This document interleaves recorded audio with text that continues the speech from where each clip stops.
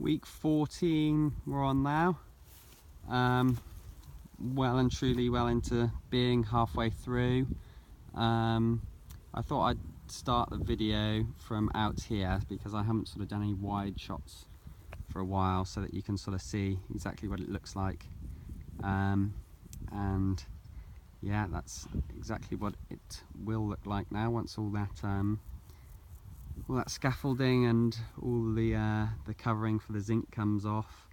That's pretty much it. You can see they've got the flue on there for the boiler, which to me sticks out like a sore thumb at the moment because it's black and they haven't done a zinc covering over it yet, so it looks all plasticky and it's right next to all that white stuff. But as soon as that covering comes off and the zinc goes around, it will hopefully blend in a lot more. I think it will. So yeah, I've been told to keep the camera a lot more still because I move it around too much. Everyone's getting trouble sick. So yeah, also I can show you where we're planning on having the drive, because I haven't sort of talked about that really. At the moment, the drive comes down here, and then sort of just behind where the car is there, they laid out all the crushed up concrete blocks and pad, and put it so that they've got good access to get in. They haven't dragged any mud in, which we've been really lucky with weather. Even when they were doing all the groundworks, it wasn't even that muddy. It's been a bit more wet in August, but not too bad at all. They've done their parking area there, but we're hoping they'll sort of scrape all this up at the end and pile it back up, and then we can decide where our drive's going to be. And what we're hoping is that it will come down, and then here, instead of it bending off that way, what it will do is it will come straight down here, down and just around. This is where the septic tank is. Around here you can see all this ground that's been made up from all the ground that came out for the groundworks, and then it will go around there and up, and we'll park up behind there,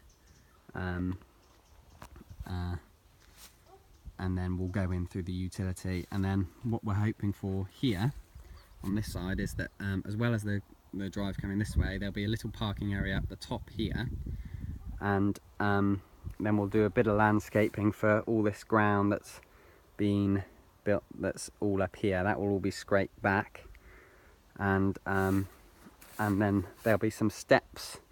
So you park up the top here, there'll be some steps down, you'll walk, so this will be all level. Obviously we can't level off where the tree is. We've got to be really careful not to lose that tree, because it's sort of one of the main features of the barn.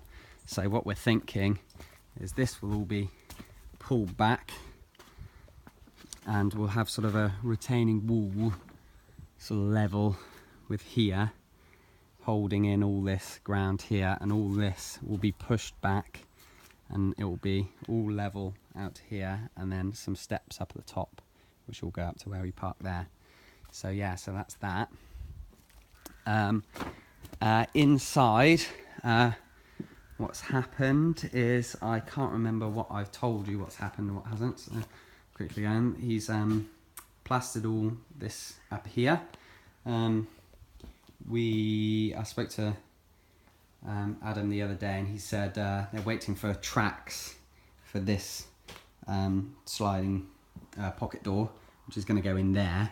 There's a plasterboard there for the room next door, so that's going to be cut out, and that's why I'm assuming that he hasn't plastered this wall yet, which this is like a wardrobe. You see he's plastered all this, all the ceiling, all that bit and everything, and all the spots are in, which is really cool. This I mean, I haven't really got anything to compare it to, but it feels like ultra smooth.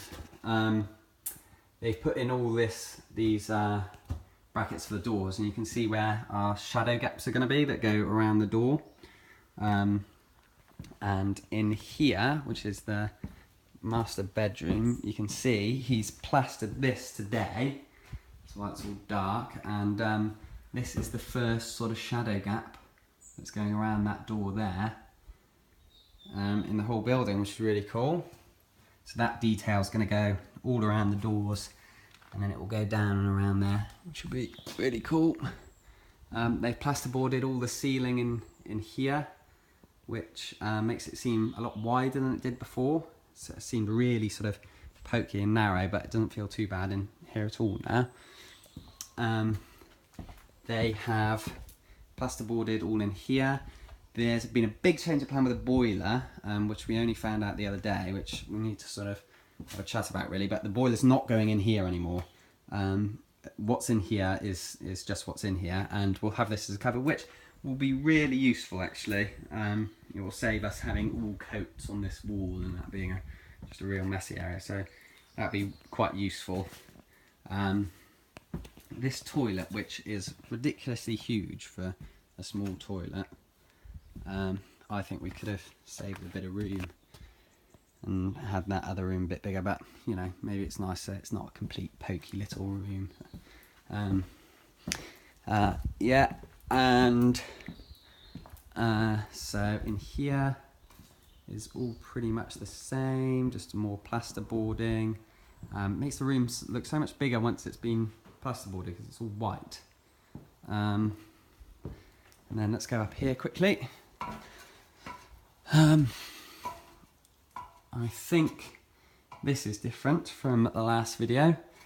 So this is the Velux window, and that's all been plasterboarded round, so that looks really cool. And there's a little bit, you know, there's sort of more head height. I can stand up right next to you. You can see my shoulder there next to that, and so I can stand up all in here.